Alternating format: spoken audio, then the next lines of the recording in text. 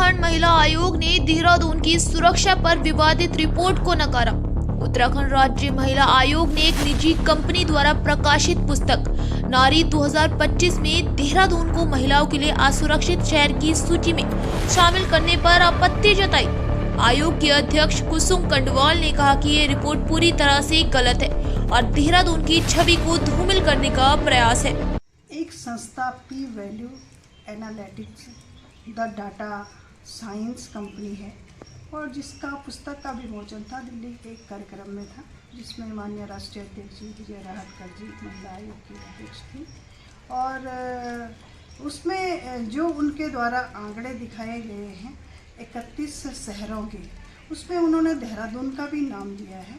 और मेरी माननीय राष्ट्रीय अध्यक्ष जी से भी बात हुई है, क्या जैसे जिस तरह से की चर्चा चल रही थी कि NCW की रिपोर्ट है, लेकिन उन्होंने पूरी तरह से इस बात को नकारा है कि राष्ट्रीय महिला आयोग का कोई सर्वे नहीं हुआ है और न ही कोई सरकारी आंकड़े में इस तरह से देहरादून का नाम आया है।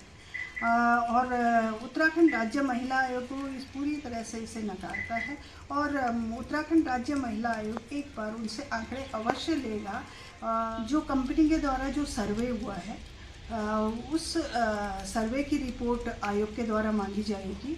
और क्योंकि उत्तराखंड सरकार, पुलिस प्रशासन, महिला आयोग पूरी तरह से महिला सुरक्षा को लेकर गंभीर है और कि उनके पास इस तरह का सर्वे उनके पास रहा है, तो उस सर्वे की रिपोर्ट अवश्य हम लोग लेंगे। उत्तराखंड राज्य महिला आयोग किसी भी तरह से किसी भी माध्यम से अगर हमें सूचना मिलती है तो मैं स्वतः संज्ञान लेकर और संबंधित जो भी जिला है उस जिले के SSP या संबंधित विभाग से जानकारी लेती हूँ।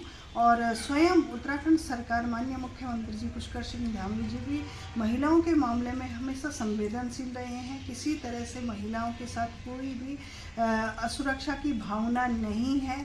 महिलाएं यहाँ पे पूरी तरह से सुरक्षित हैं। अगर किसी भी महिला की जानकारी हमें मिलती है, किसी भी माध्यम से अगर मिलती है, तो तुरंत हम उसमें तुरंत जांच करके और अगर उसे जो भी दोषी है या जो भी उस किसी तरह से उस महिला के साथ दुर्व्यवहार कर रहा है या किसी तरह, तो हम उसे कठोर से कठोर सज़ा दिलाने के लिए इसमें उत्तराखंड सरकार का भी वही रोल रहता है और उत्तराखंड राज्य महिला आयोग भी उस महिला के साथ खड़ी हो जाती है और भी दोषी होता है उसे कठोर सज़ा दिलाने के लिए हमेशा महिला के साथ खड़ी हो जाती है। आयोग ने इस रिपोर्ट को नकार दिया है और आवश्यक कार्रवाई करने की बात कही है। देहरादून को असुरक्षित शहरों में रखने पर पुलिस ने जताई आपत्ति। देहरादून पुलिस ने एक निजी कंपनी के सर्वेक्षण पर आपत्ति जताई है, जिसमें देहरादून को देश के 10 सबसे असुरक्षित शहरों में रखा गया है। पुलिस का कहना है कि सर्वेक्षण तथ्यों पर आधारित नहीं है और देहरादून की छवि को धूमिल करने का प्रयास है। पुलिस ने अपने तर्कों और आंकड़ों के साथ सर्वेक्षण की विश्वसनीयता पर सवाल उठाया है। एक प्राइवेट एजेंसी द्वारा कुछ इंस्टीट्यूट के साथ मिलकर एक सर्वे किया गया था जो विभिन्न सोशल मीडिया प्लेटफॉर्म और हर जगह प्रसारित हो रहा है, और उसमें 31 शहरों का जो कंपैरिजन किया गया था उसको लेते हुए हमारी टीम ने भी उस पर एनालिसिस किया।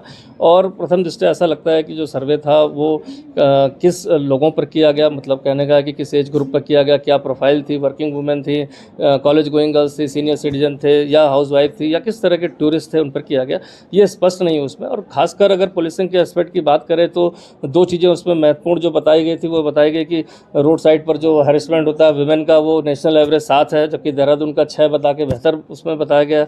साथ ही साथ उसमें बताया गया है कि जो महिलाएं हैं वो 33% देहरादून में संतुष्ट हैं पुलिस की पेट्रोलिंग और इससे सेंस ऑफ सिक्योरिटी होती है, जबकि जो फर्स्ट शहर दिखाया गया उसमें 11% खाली महिलाओं की संतुष्टि पुलिस पेट्रोलिंग और उससे है। तो कहीं ना कहीं ये बहुत ज़्यादा बड़ा कन्फ्यूजन क्रिएट करता है। और खासकर जिस तरह का सर्वे आया उसका सैंपल किसको टारगेट किया गया है, क्या उसकी फाइंडिंग्स थी, वो एटलीस्ट शेयर इसलिए करना चाहिए कि जिससे कि आगे पुलिसिंग में अगर कोई ज़रूरत है किस तरह के टारगेट ग्रुप को पुलिसिंग को बेहतर करना उसको किया जाए। और सबसे बड़ी बात है कि जिस तरह का सोशल मीडिया या मीडिया में जिस तरह का नेगेटिव परसेप्शन बनाया गया उसको कहीं ना कहीं पैनिक ना हो।